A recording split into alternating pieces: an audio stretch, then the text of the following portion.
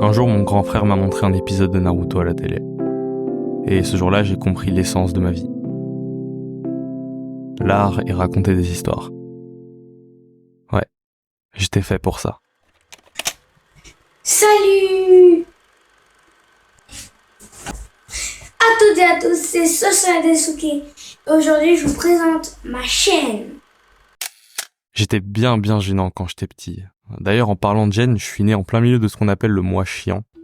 Je compte pas le nombre de fois où mon anniversaire est tombé le jour de la rentrée, donc je sais pas, mes parents ils ont dû se dire que c'était un signe et que j'allais être fait pour les longues et grandes études. Ce qui explique aussi la manière dont ils m'habillaient à l'époque. Ouais. Et d'ailleurs, j'ai pas fait grand chose pour les éloigner de cette image de bon élève, puisque pendant quasiment toute ma scolarité, j'ai jamais eu de vrais problèmes. Au contraire, tout était plutôt facile. J'avais aucun mal à ramener des bonnes notes tout en m'amusant en cours. Alors, du coup, ça les rend très heureux, hein, mais bon, en 5e, je me dis qu'il serait peut-être temps que je leur dise un truc que j'ose pas leur dire depuis pas mal d'années. À savoir que les longues et grandes études qu'ils me souhaitent, ça m'intéresse pas, mais genre, pas du tout. La vidéo du début, c'est moi qui me prends pour un youtubeur. Mais si j'avais voulu, j'aurais pu mettre ce tuto de dessin de l'autoproclamé dessinateur que j'étais. Parce qu'en retrouvant toutes ces anciennes vidéos, je me rends compte que quasiment tout ce qui fait le moi d'aujourd'hui, c'était déjà là à l'époque. Alors mes parents sont cool. Ils acceptent l'idée que je vais faire un métier aussi instable que celui d'artiste, et m'encouragent même à tout faire pour intégrer de grandes écoles du domaine. Et sur le papier, je suis chaud, mais en pratique, il y a encore un souci. C'est qu'entre le moment où j'ai découvert la fiction et maintenant, une idée a germé dans ma tête. Parce qu'en général, quand on est passionné d'un truc, on finit par vouloir pratiquer nous-mêmes. Donc si on allie le dessin, le fait de raconter des histoires et le souvenir que je vous ai partagé, c'est pas compliqué de deviner quel était ce projet qui prenait de plus en plus de place dans mon cerveau. Sauf qu'à partir de là, c'est devenu très compliqué de m'intéresser à autre chose. Donc je me désintéresse des cours et mes notes elles chutent d'année en année. Je fais plus que le strict minimum pour mes parents. Vous vous doutez bien qu'à ce moment-là, les hautes écoles d'art, c'est plus une option, surtout si je dois me taper la fin du collège et le lycée en plus. Bref. On avance un peu et bim, me voilà en terminale. Mon année est foirée, mais je fais quand même en sorte de décrocher mon bac avec mention pour les darons.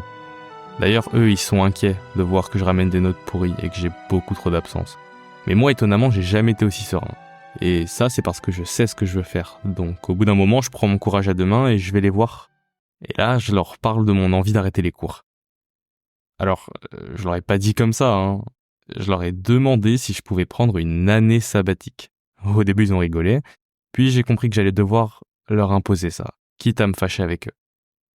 L'un des deux parents l'a accepté, l'autre non, mais je vous dirai pas qui. Une année pour prendre le temps que j'avais jamais vraiment eu de développer ce projet qui me tient tant à cœur. Apprendre des choses que j'aime et surtout me redécouvrir moi. Aujourd'hui, je viens d'avoir 20 ans. Et mon année sabbatique s'est transformée en 2 ans. Comme je vous l'ai dit au début de la vidéo, je suis né à un moment vraiment relou. Parce que qui dit septembre dit rentrée. Et il y a quelques jours, j'ai entamé une licence à la fac. Alors, pourquoi j'ai fait ça alors que je viens de passer toute la vidéo à vous dire que l'école c'est pas fait pour moi ? Non. La vraie question c'est, qu'est-ce que j'ai foutu de ces 2 ans ?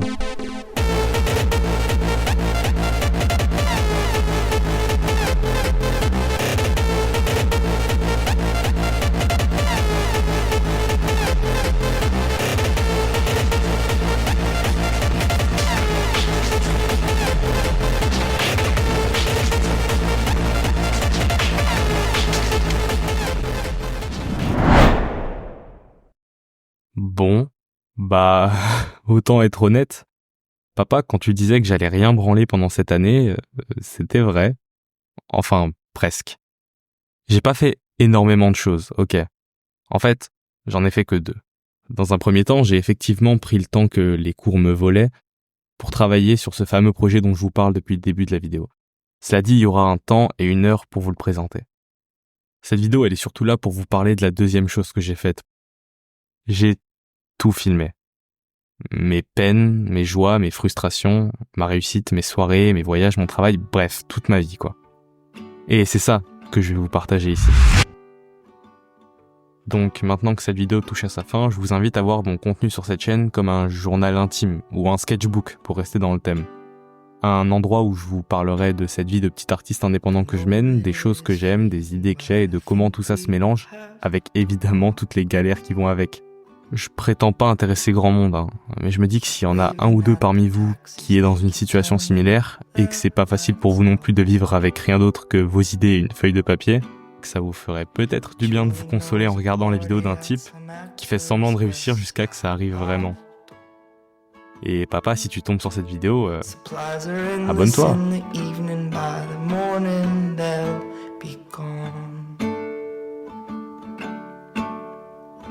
When everything is lonely, I can be my own best friend. I get a coffee and the paper, have my own